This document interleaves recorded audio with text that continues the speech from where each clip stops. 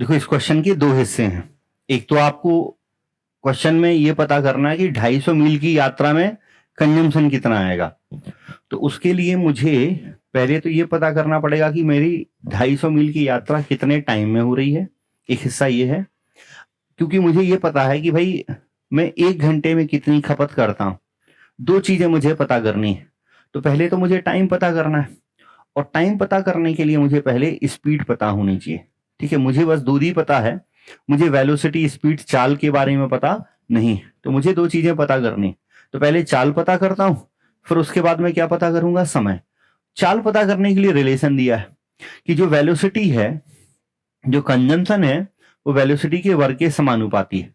Consumption directly proportional है velocity के वर्ग के। तो ये बराबर हो जाएगा के भी स्क्वायर, और यहां से कांस्टेंट क्या हो जाएगा, ठीक है, by an engine the consumption of coal is directly proportional to the square of its velocity। Consumption velocity के स्क्वायर के समानुपाती है, तो ये हो जाएगा के भी स्क्वायर, और यहां से के हो जाएगा सी अपॉन भी स्क्वायर। अब कंफ्यूज मत हो जाना कि सर पहले के उस तरफ लगाया था, उससे कोई फर्क नहीं पड़ेगा। ओके, कहीं भी लगा सकते हो, कोई फर्क नहीं पड़ रहा। तो ये रिलेशन है, ठीक है। अब इस रिलेशन के आधार पर क्वेश्चन का आंसर मुझे देना है।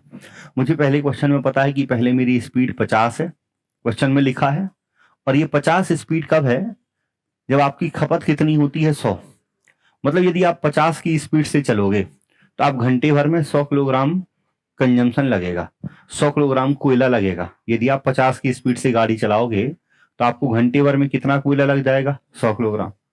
क्वेश्चन में दिया है कि कोयला जो है 25 पैसे का आता है 1 किलोग्राम। 1 किलोग्राम कोयला कितने का आ रहा है, 25 पैसे का।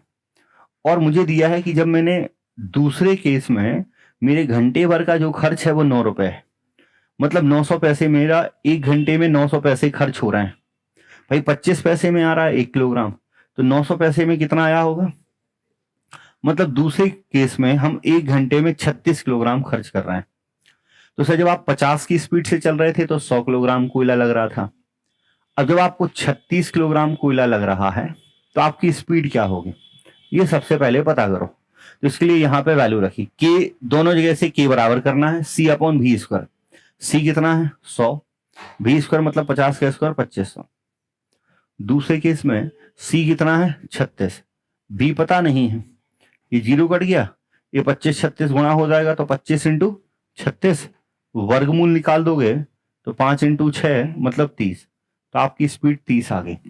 सर स्पीड आ गई, वेलोसिटी, दूरी पता है, तो सबसे पहले टाइम निकालते हैं। टाइम आएगा 250 अपॉन 30, ये घंटे में समय आ गया कि इतने घंटे में हम पूरी दूरी चल लेंगे।